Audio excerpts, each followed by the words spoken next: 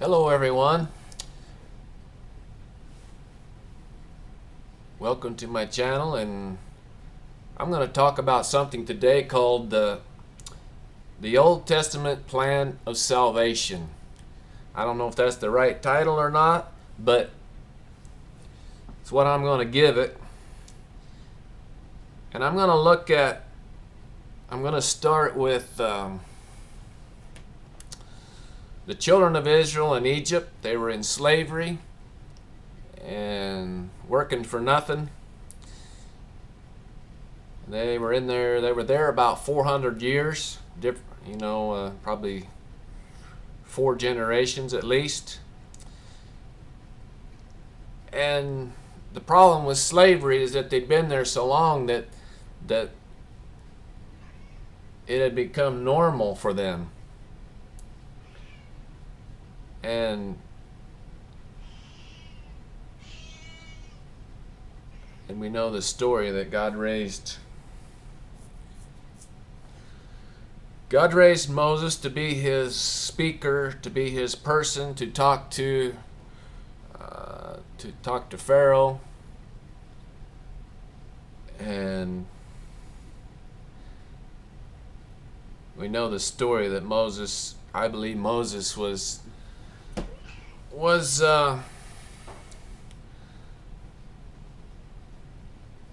because he was put in a basket on a river as a baby. I believe that he dealt with rejection. I don't believe that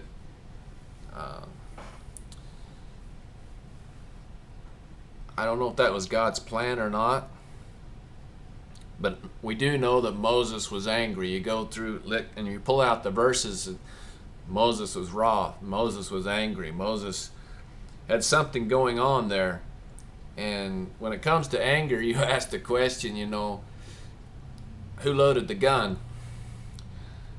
But anyway, so we know the story.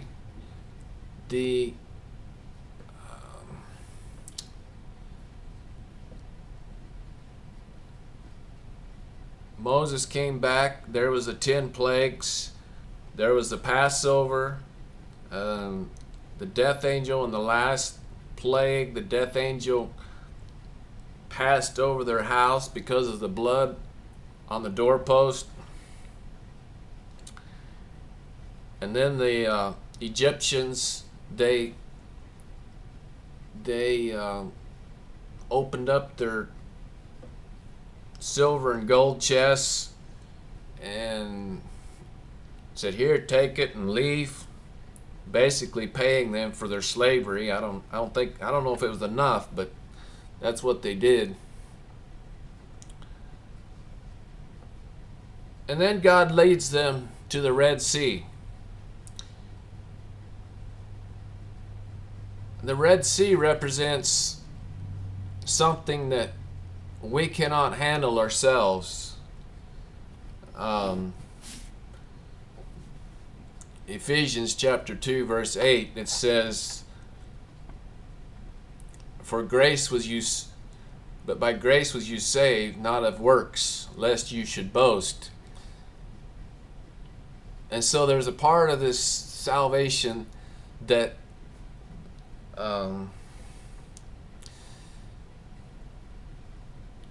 maybe all of it God has to do. Anyway, God told Moses, you know the story, God put darkness on the enemy. He kept the light on the children of Israel. God told Moses to raise his staff across the Red Sea, and it says the wind blew all night and made a path for them to cross on dry ground. And this is where I want to talk about connecting the dots in the Bible. Things connect. When the Israelites, the Jews, they had all of the scriptures at that time in their head, in their brain. And so Jesus would make statements, or he would ask questions that would make their subconscious go back and pull out that file. So in John chapter 3, Jesus says the wind blows. He was referring to Moses, or to God blowing on the Red Sea, making it dry land.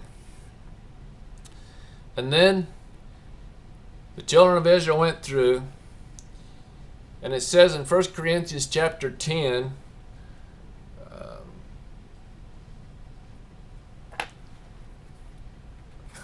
1 Corinthians chapter 10, it says that the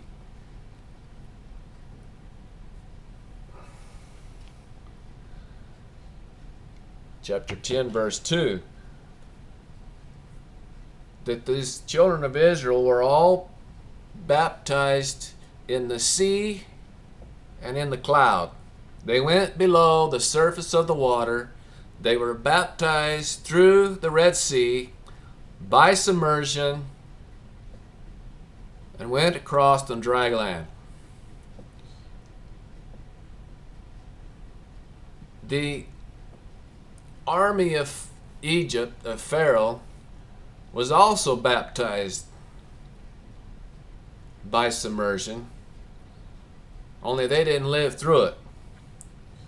Their enemies were killed behind them in the baptism by submersion. All right? So, as they went on, they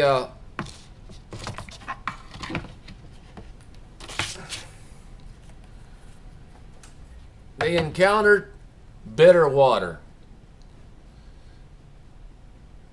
And God's solution for bitter water was for them to cut down a tree by the roots,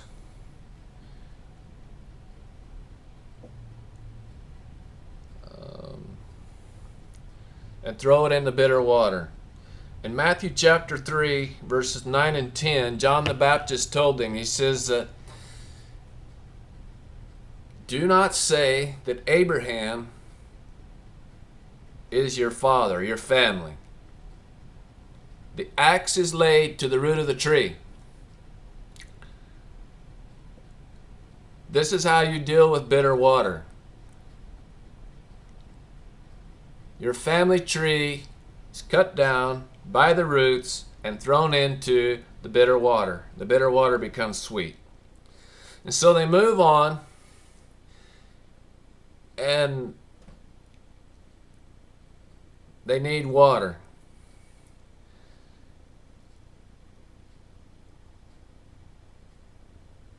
And there's this rock. I believe God, it doesn't say this, but I believe God pointed out a rock. And he said, Moses, go strike that rock. I'm going to have to turn this light on. No, that's not going to work. Anyway,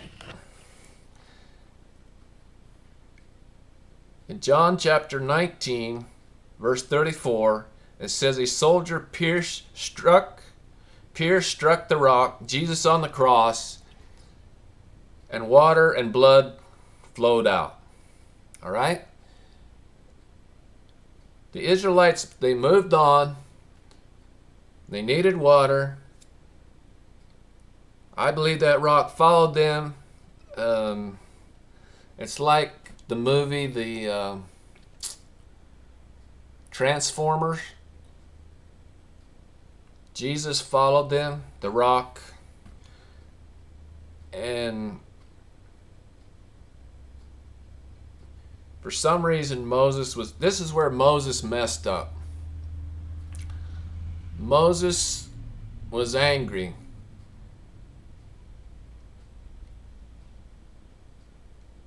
God had a literal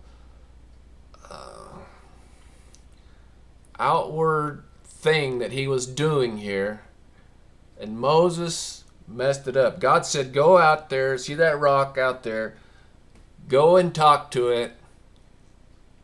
Moses probably said, that's crazy. But Moses, go talk to it, ask it for water. and it will give you water. But instead, Moses went and struck the rock again, and it gave water.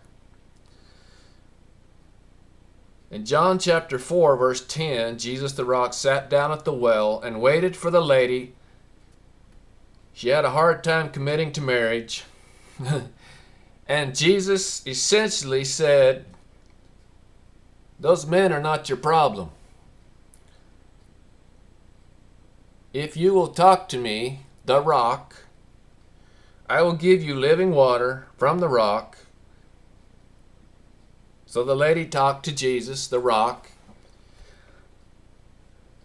and I believe Jesus gave her living water. She did not get a stick and whack him over the head like Moses did. But she talked to him and said, give me this living water. And so you fast forward into the New Testament. In Matthew chapter 16, verse 13, Jesus was asking then, who do people say that I am? And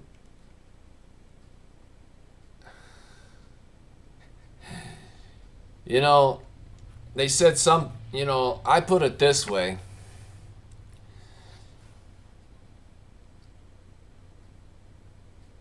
Some people say that he's a Mennonite. Some people say that he's a Methodist. Some people say that he's a Lutheran. Some people say he's Presbyterian. Some people say that he's Christian. Some people say that he's Lutheran. Some people say he's Catholic. Some people say he's Assembly of God.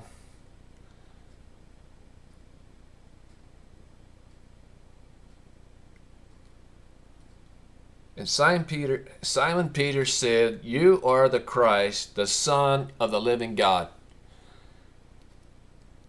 And Jesus said, you are Peter, and this is my own words, I am the rock. I will build this church on the gates of hell, and the gates of hell will not prevail against it.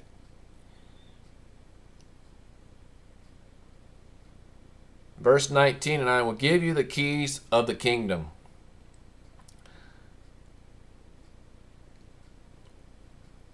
Matthew chapter 7, verse 24, whosoever hears these sayings of mine and doeth them,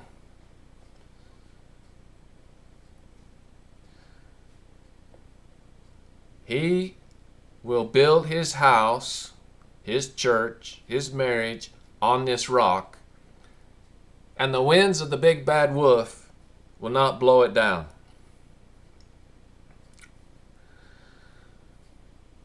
So who's ready to build on the rock? I will come out with another video on building on the rock. If you want to subscribe to my channel. If you'd like to learn how to start an online business, check out the link below, and I will be back with you. Thanks for now.